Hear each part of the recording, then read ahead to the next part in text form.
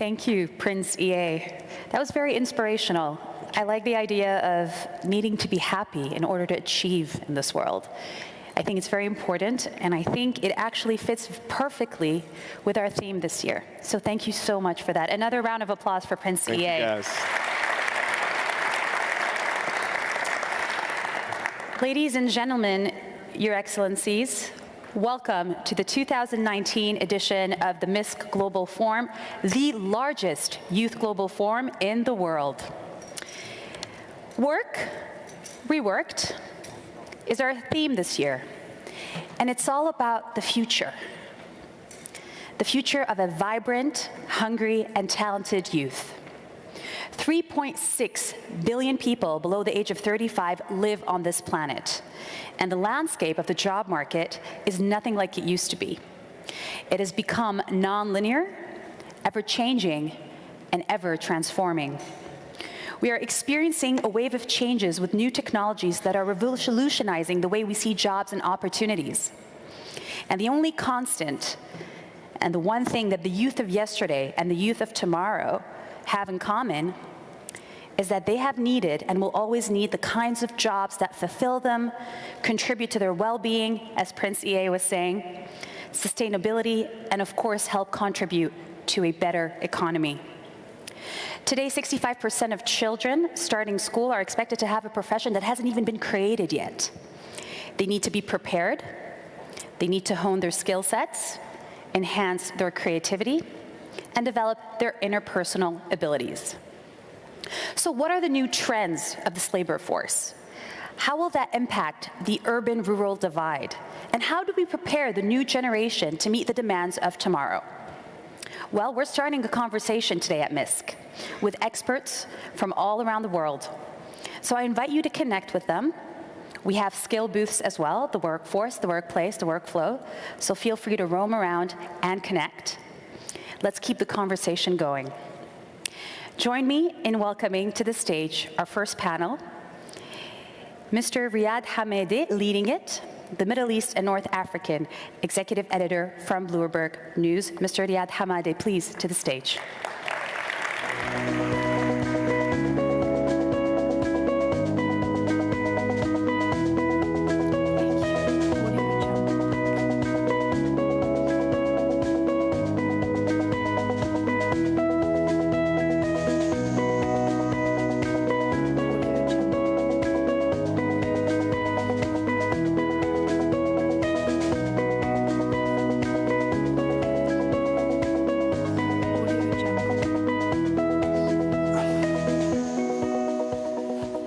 Thank you very much. Thank you for coming to this panel. We've already had some talk yesterday, some panels yesterday that talked about the changing job patterns that the world is undergoing at the moment. It's a major change. The talk is of artificial intelligence, automation taking jobs. The talk is also of, we just heard it, new jobs coming up, jobs that don't exist yet. So the question is, how do we deal with that? How do young people prepare for that? It's not the first time. History has seen many examples of jobs disappearing, new jobs being created. And this is a challenge, especially for countries like Saudi Arabia, because these two things are coming together here. You have a youth bulge, you have a huge young population coming on just at a time when this historic juncture is happening of jobs changing. I have a wonderful panel. I point out a wonderfully diverse panel as well, people from really all over the world. Who are hopefully going to bring their perspectives and their views on how you can deal with that and what you can do to prepare yourself, especially as a young person. So next to me is Her Royal Highness Al Johra Al Saud. She's an architect and she's a partner at Henning Larsen. Next to her is Badr Al Badr, the CEO of our hosts here. Thank you for hosting us. Then Ifeyinwa Ugochukwu. She is the CEO of Africa's largest philanthropic foundation, and she is passionate about entrepreneurship, which is a subject I think that we will talk extensively on this panel. And last, but certainly not least, is Ezekiel Vedana, who is a serial entrepreneur, has started many startups, some successful, like the current one I'd like to think, some not so successful, and I think he'll talk a bit about that as well. So let me start with Badr. You know, basically, as I already said, the job pattern is changing. Does that mean sort of the traditional career, the one that I kind of followed, which is you go to school, you do university, you get a job, and you know, you have a career maybe with 1 or 2 companies. Is that career path dead? Is that something people should not be looking for anymore?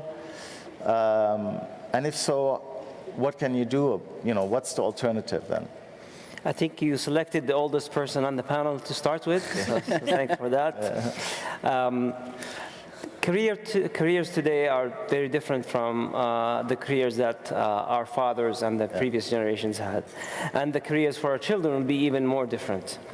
What used to happen in the past, as you rightly said, was education, job, usually only 1 or 2 places, and then retirement. Yeah. What's coming to happen is that there's a multitude of jobs, and then you go into different fields, then you retire.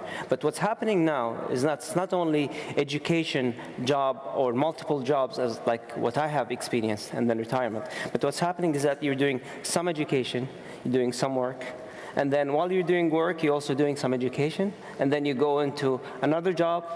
Then you could go back to school, and while you're at school, you could be doing a gig.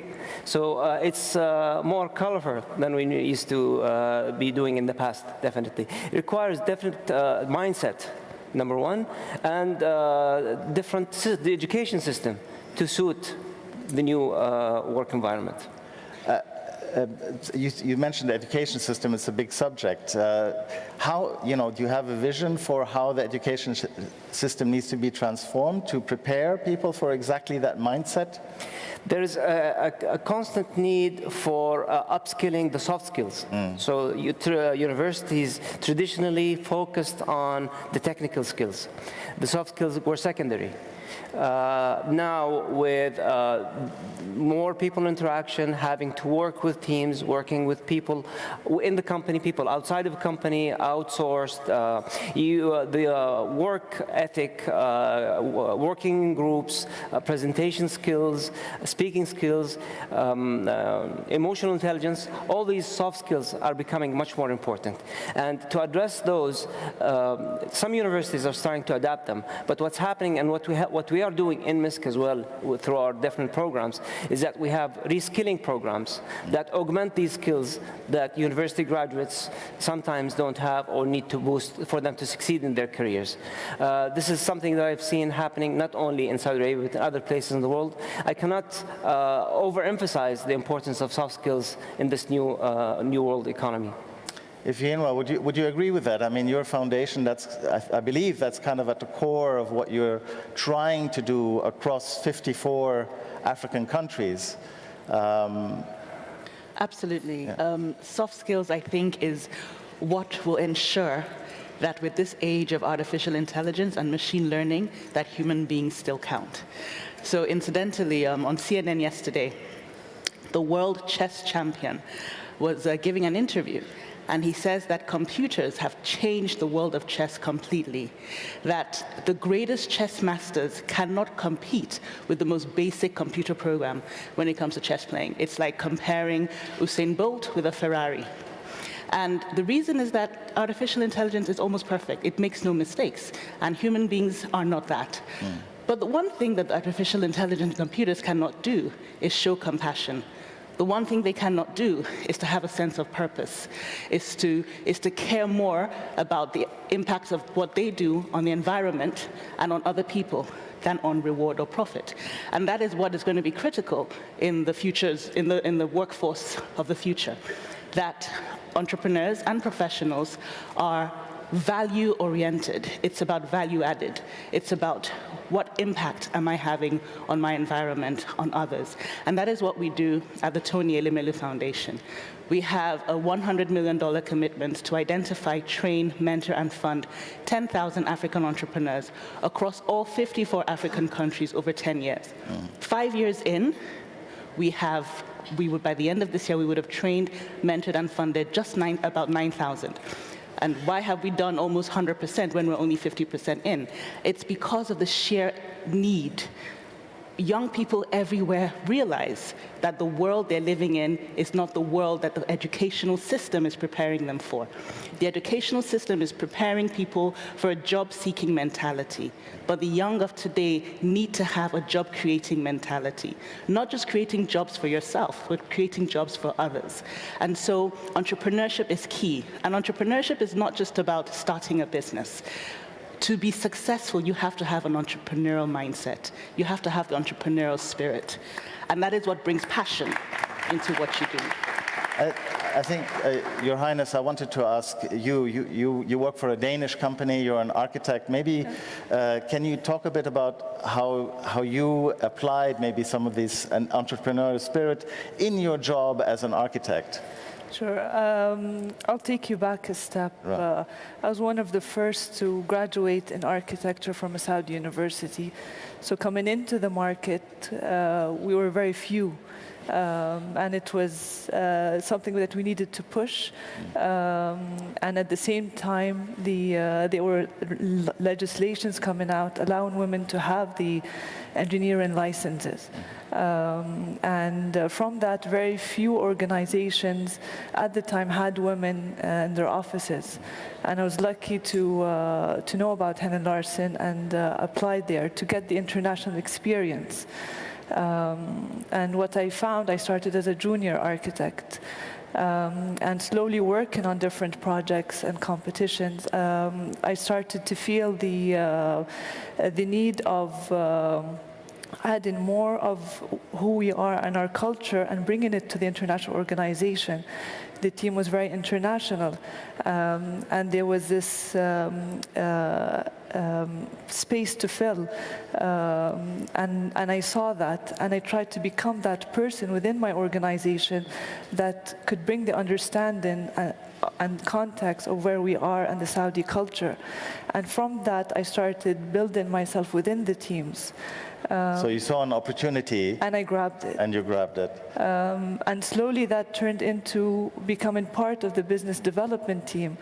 I'm an architect, but now I run the business development for Saudi.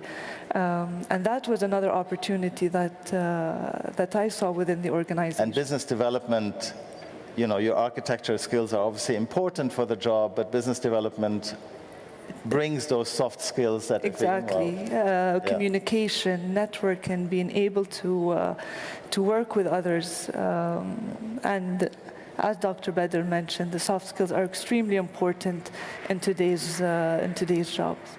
Ezekiel, you told me you set up your first company at 16. Which, you know, for me is amazing. And also you didn't allow sort of failure, in a way, in some of the companies that you set up to deter you from continuing and persevering. But you also talked to me about these soft skills that it's not just the technology that you need to know. Talk to me a little bit about those soft skills, how important they are for your business, and maybe also how did you deal with the failure of some of your projects, and what did you learn from it? Okay, in my point of view, the failure is a part of the process. You know, you learn more when you fail. Yeah. And in the moment, it's not so good, but it's not, you know. But in the end of the day, when you just realize what you have done and all the things that you pass through, it's amazing to see how the things are going. I like to say that we are not in the place that we want to be yet, but we are not in the place that we used to be, you know. So we are in a journey, and being entrepreneur is like this, in my point of view. About the soft skills, I think that the most important is the team management. because the hardest thing is not to manage a machine or to learn something new on, new technologies or something, but to work with people is the hardest thing. It's an emotional thing. You have the dreams, you have your passions, and it's hard to manage a lot of things when you work with a lot of people. And in my point of view, this is the hardest thing to manage when you are an entrepreneur, because you don't have a company with 1,000 employees or something. It's just you, maybe your friends, maybe your family, or another crazy one that believe in you. And the thing is how to keep this mindset to be an entrepreneur with your daily challenges, with your dreams, because it's hard to get sometimes investment, sometimes to find the solution for the problem that we are trying to solve. It's not easy. As we spoke yesterday, being entrepreneur is like be comfortable with chaos and uncertainty. You need to manage all these stuff to work well and deliver something to the world. So what keeps you going? What's your motivation? My motivation is, I really believe that everybody has a mission here.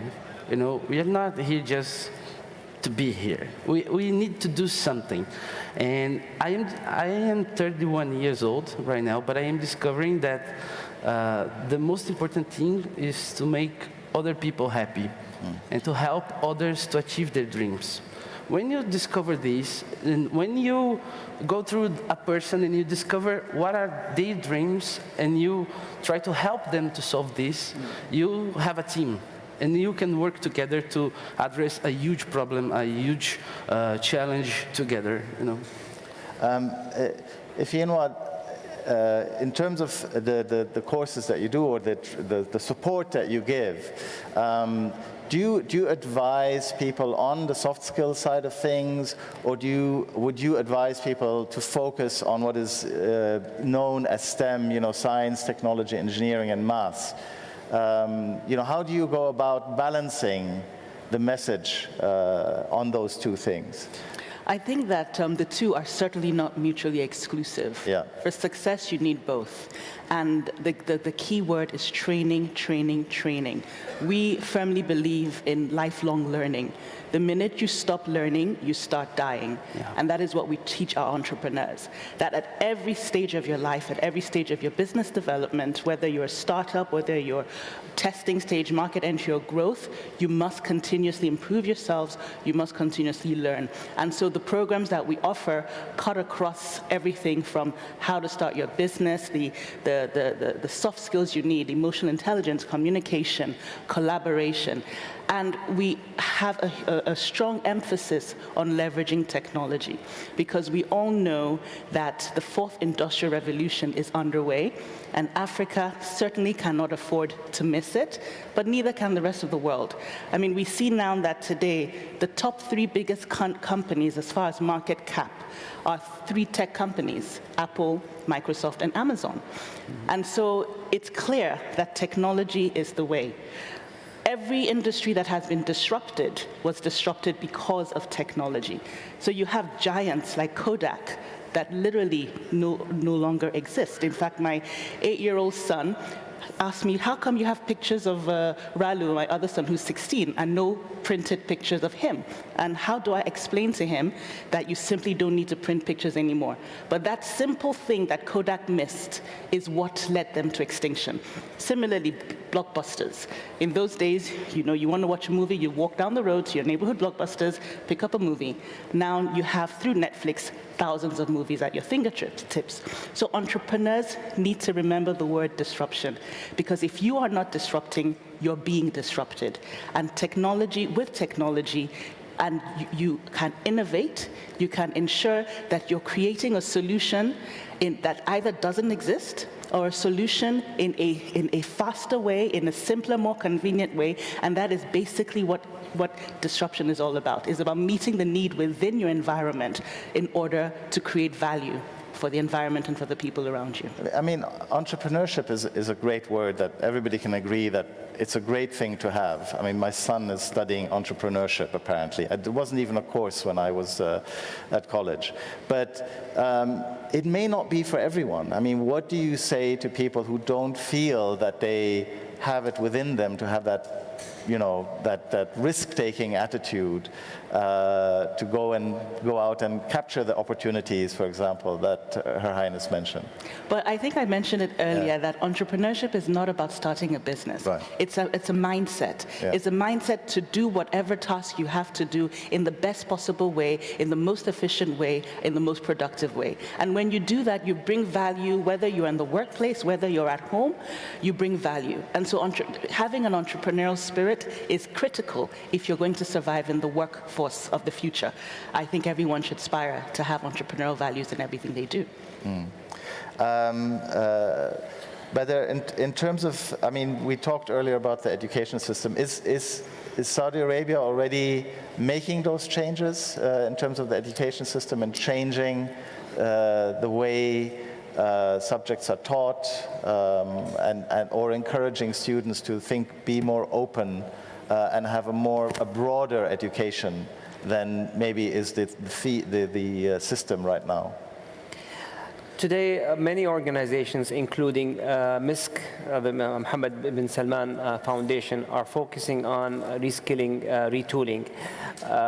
The Ministry of Education as well is working on relaunching the curricula with the workplace in mind. Not only the K-12 education, but also universities. You see more collaboration now between universities and big companies to shape the courses to suit the workplace more. But let me focus here on the role of the students, and because here we have youth in the audience. This is something that is actionable. What's actionable here is those who are here, they could take charge of their career. So don't wait for the education system to be fixed. You know that to succeed in this world, in this new world, that you need soft skills. So you need to go and find them. And there are many places where you could get equipped with soft skills, whether it's through the MISK programs or online programs. There are many government organizations that are also launching soft skill programs, some for entrepreneurs, some for independent workers, some even for traditional workers. So the opportunities are big. So just don't wait for your school or your universities to introduce soft skills. You need to go there yourself and equip yourself. I mean, can you actually teach those soft skills, or is it something that some people are more skilled at than others? Do you think that it can be taught to be a better team player, to be more empathetic, or do you think that those people who have that naturally within them will be at an advantage? That's a philosophical question that's always in the ages. Is that something? Are you a born leader, or leadership can be taught? Yeah. My personal belief is that you could have some leadership traits in you that will make you easier to become a leader. But if you don't have them in you, you could still learn them. It'll be a bit more difficult for you, but you'll still, at least they'll not be a hindrance, or they'll not be a disadvantage that you would have. Everybody has some strengths and weaknesses. Maybe your strengths are not your soft skills, but make sure that the soft skills are not a weakness that will kill you. Bring them up to a level that your other skills or the other strengths would take you to success. Your Highness, you said you saw an opportunity in the company. Was that a skill set, was that a soft skill you applied in the sense that you recognized this and you inserted yourself as a part of the team? Or was it something that the company actually helped you with and trained you in, and then you saw that opportunity? I think it was both. To begin with, being the person to go to when it comes to cultural aspects for projects. That is who I am. I am from this country. It was something that I can help with. But going into business development, that's a slightly different field, and more skills were needed. I needed to upskill and learn more things, and the organization helped me a lot. By going to meetings and experiencing things with the leadership in the organization, creating a goal, a plan within the company, and it helped me reach that goal. Right. And Ezekiel, I wanted to ask you about your path. You started very young. Clearly, you had it in you. Was it a choice then for you to study, to go to university, and was that even useful? What would you recommend on the basis of your experience for the young people in Saudi Arabia? Is that a path they should follow, or is it a case by case? I think that it's a mix with your history and what you learn in what you're doing, you know? Because, for example, I have a degree in international business. I started my first business as a design graphic company, and today I'm working with P. Makes no sense, you know. Just to explain quickly, I have a startup, it's called PP. We developed a biodegradable solution that works on P and can remove the smell, changing the color, sanitizing the toilet or urinals, giving a very good perfume without use water. And instead of like 10 liters of water, it's just 1 ml. The point is, I studied international business, and today I'm working with P. Yeah. So the challenge is we need to learn quickly the things, you know. I think that we need to be self-taught if you want to be entrepreneur, because you don't know all the answers. It's really a path, you know. When you start a journey, you don't see the end. You just start to try and see what happens. So that's why I think that it's case by case. I have my own motivations to do this. You have your own motivations in what you are doing. But the most important thing, I believe that you need to believe in yourself. You need to believe in your dream, in what you want to do. And because if you are just seated waiting something to happen, nothing will happen. You need to move quickly, because the world is changing quickly. So that's why I need to learn to get examples, to read a lot. And in my point of view, the best thing is, when I was in a university, I heard from my teacher that being entrepreneur is going from your ideas to action. So this is the point to be entrepreneur. Actually doing. Yes. It doesn't matter if you have your own company or if you work with another company or a foundation or something else. The point is to do, you know, so we need to move. This is my challenge right now, is to move, to do things happen, and I think that everybody here can do something to change something, you know. I'm going to open it up for questions now. This panel is for you guys. So I see one hand up over there, and there's number 3 over here. I'll go to number 3, please. Good morning. My name is Naif Harbi, Saudis for Peace. Thank you so much to Prince and to you guys for a great start for our morning. My question, in your opinion, what is the strongest factor that make us a human different than artificial intelligence? Thank you so much. Did you want to direct that to a specific member of the panel? Or it's to everyone in the panel. Everyone in the panel. And I think the one thing that stands out in answer to your question is an ancient wisdom that came out of ancient Greeks. And it says, know thyself. I think that is the one thing that stands out from machines, is that every human being has an innate talent, innate qualities that is unique to them. And if we can know ourselves to the extent that we tap into that innate talent and tap it to that unique quality that makes us who we are individually, that is when you will see outstanding achievement. And I think that the entrepreneurial journey is about knowing yourself, is about exploring your passion, exploring that which you can do, you know, endlessly for no pay, without getting tired. You're happy to do it. That is really what entrepreneurship is about. And if you're able to key into that and find that, you will find that which makes you different from a machine. So just to explain, we have colleagues who are going around. They have little numbers with them. I will go with number 2 first, and I'll go to number 4 after then.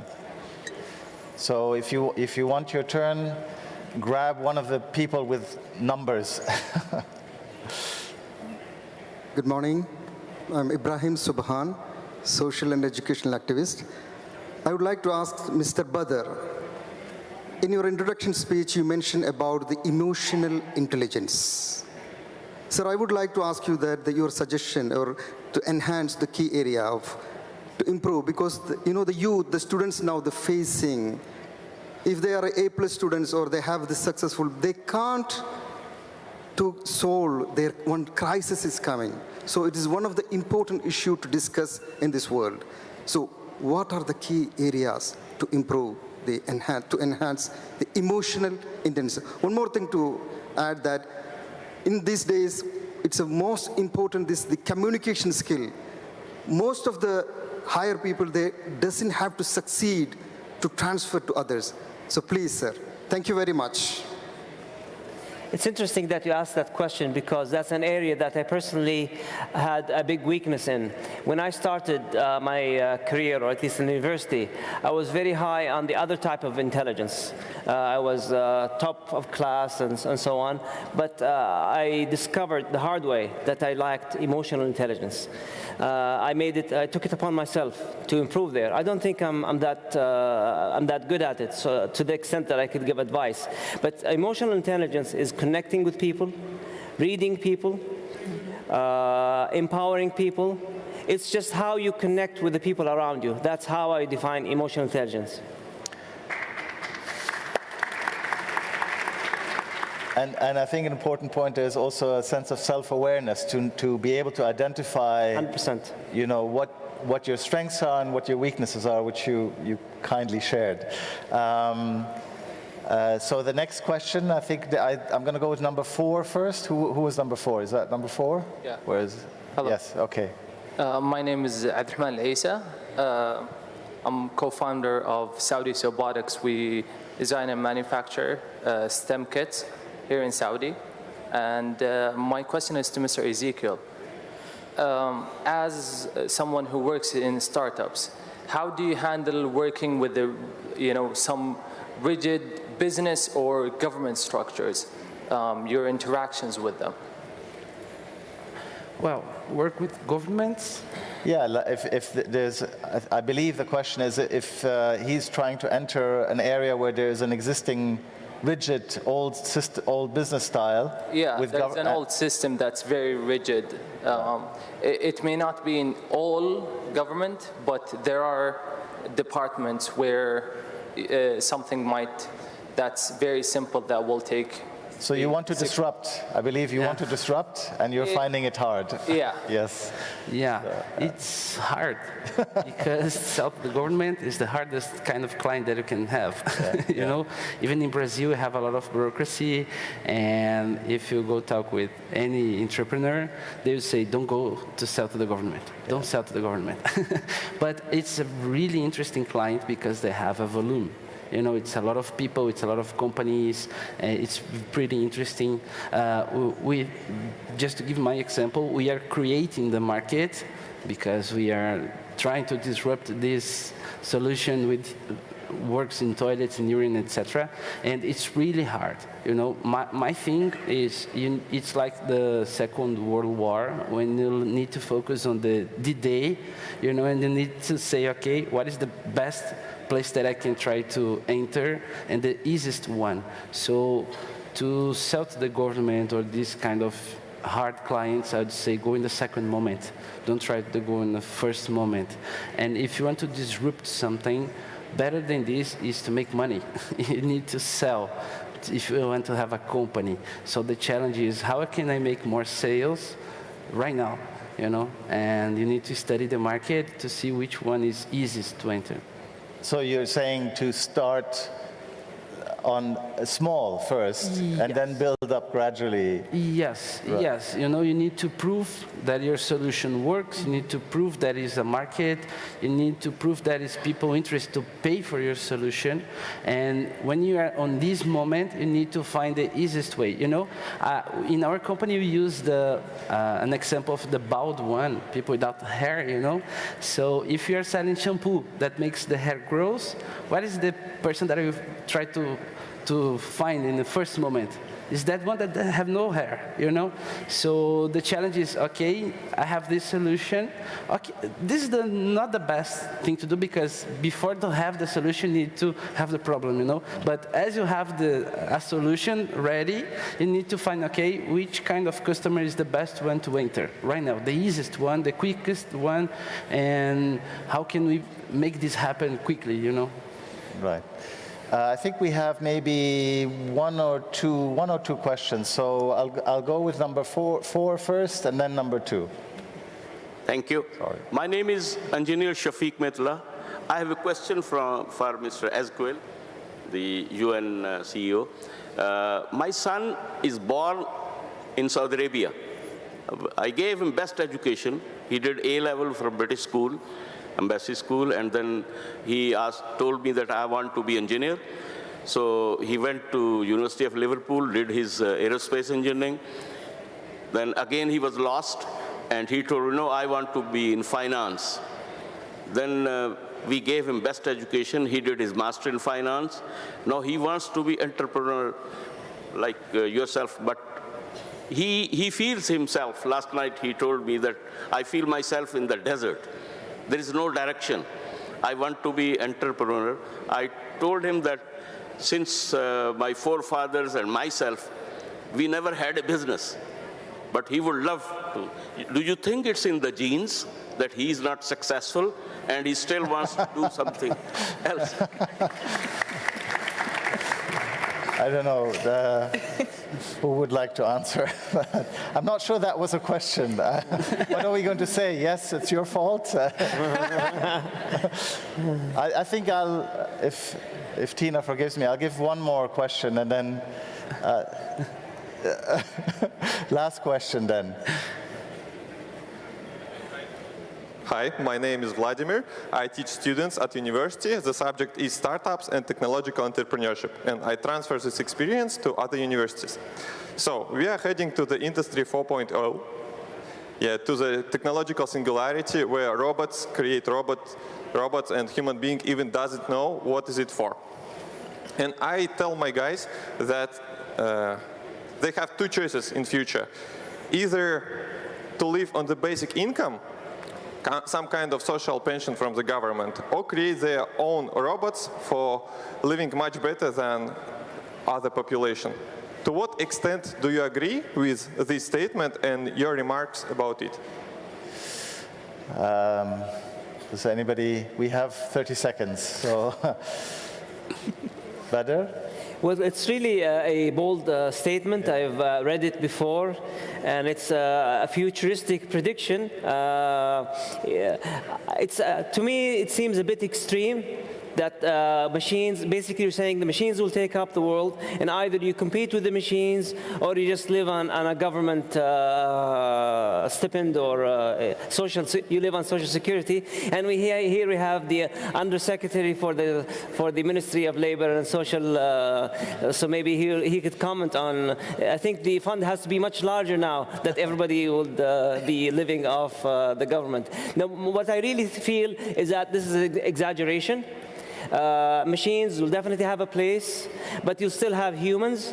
Machines are special purpose, and humans are multi-purpose. So wherever you have machines, and maybe it's in the very distant future, so I don't think people in this room should be worrying about such a future. All right, thank you very much. We'll end it here. Thank you to my panelists. What I took away is work hard, look for the opportunities, teach yourself, and like Her Highness said, the opportunities will come. Next up, I'd like to call on the next presenter and his guest, Familusi Babajide. So if he could come up to the stage with his guest as we exit from the front.